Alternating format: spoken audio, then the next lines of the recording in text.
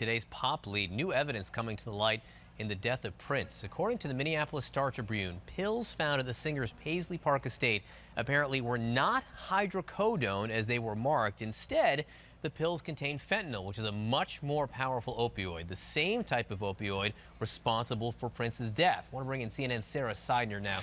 Sarah, Prince did not have a known prescription for fentanyl. So is the implication here that he got the pills illegally? It's a really good question and something that investigators are continuing to look into. One of two things happened here, Berman. Basically, either there was a manufacturing mistake and they mislabeled the pills, or what is much more likely is that these were illegally manufactured pills and therefore they were illegally obtained as well. He may not have even known what exactly it was that he was taking, because if you get these off the street, and they are all over America being sold, coming in, oftentimes the DEA says from China into Mexico along the drug cartel routes that bring in lots of other drugs, fentanyl is coming in record numbers. And what they say is the dosages are so off that in some cases you can take one of these pills and it can literally, one pill can kill you. I want to let you meet a mother who has gone through this with her own son. This happened to several people who died from taking a pill that was labeled Norco, another drug, but actually contained fentanyl. He called and said his heart hurts.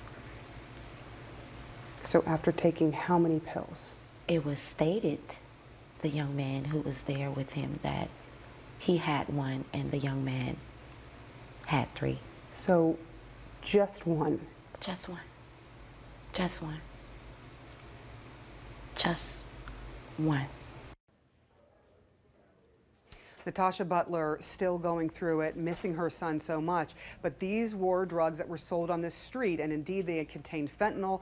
9 other people died in the Sacramento area, and investigators are still looking at where exactly those pills came from. A lot of people going to be looking at whether or not the pills that may have killed Prince. We don't know if he took these pills and that's how fentanyl got in his system, but if they did, investigators certainly have another lead to work on. Explain to me that last point, because it's interesting, because we know now that they found fentanyl in the house. We know there's fentanyl in his system. It had to get there somehow.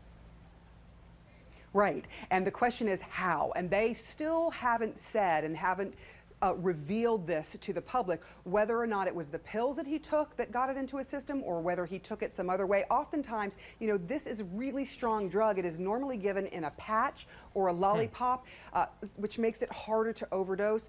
It is a drug normally given for end of life or for extreme pain when you have cancer. So not a drug that you would take for aches and pains just in everyday life, John.